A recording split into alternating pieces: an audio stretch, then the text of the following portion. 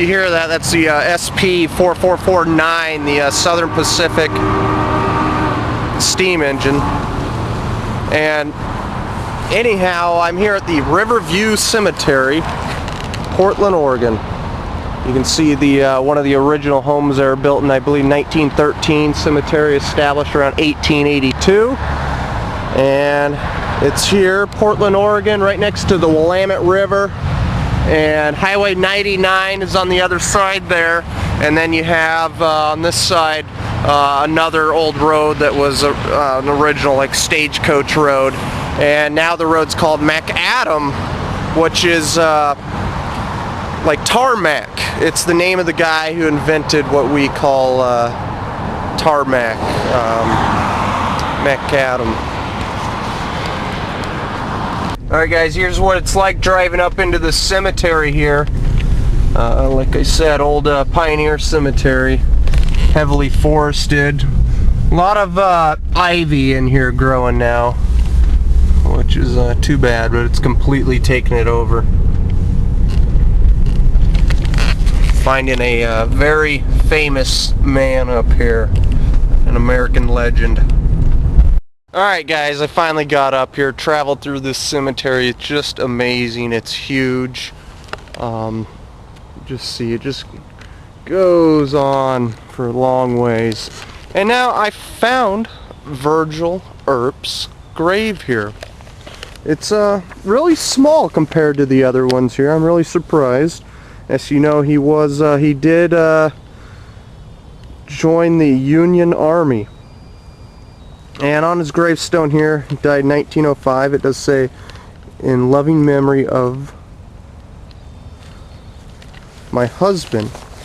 And that's all about his first wife, we'll call it. Things seem to be a little different than what's on Wikipedia, than what I'm finding out here. I'm finding that his wife, his first wife, is buried here in the cemetery. I'm finding his daughter is also buried in the cemetery, which seems to go against what I'm finding on the internet. Anyhow, so 1860, he eloped with his first wife, had a child, and then joined the Union and went off to fight for the Union in the war. And later on, that wife thought he had died and moved out west here. I believe they were somewhere in the Midwest there. Moved out here, and later on, 37 years some later, they did meet up again.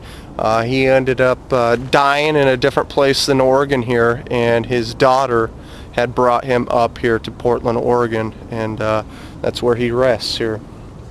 And it's just funny, in the 1993 movie Tombstone, good movie if you want to check out you know, why it's the story there of the OK Corral, but who played him in that movie was Sam Elliott, who is also a not a native-born Oregonian, but an Oregonian, who played Wyatt Earp in that movie. Pretty cool. And Sam's first movie was Butch Cassidy and the Sundance Kid. Oregon is just amazing here. We got so much. You don't realize it, but Sam Elliott also played in that movie Butch Cassidy's Sundance Kid, and one of the last outlaws ever, well, Old West style outlaw, was Harry Tracy, the last Wild West outlaw, part of the Butch Cassidy Wild Bunch. He escaped out of prison here in Oregon, our capital, Salem, and killed 11 people, and was on a run for 58 days, and I'll put links to all these different stories I'm talking about here. It's really interesting. And he tried to join up with the Wild Bunch in Idaho. And some people claim, and I believe it, that Butch Cassidy actually ended up retiring with a different name and hiding out in Spokane, Washington, and finally dying in 1937. And think about how late that is, 1937.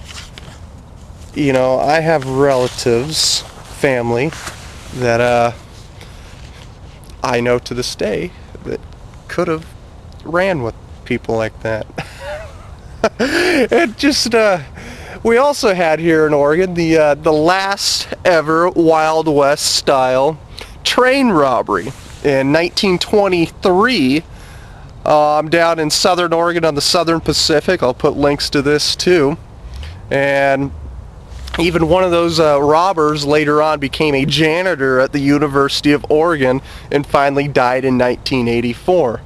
So it's just amazing how recent the Wild West years really are. And here I am by Virgil's gravestone here.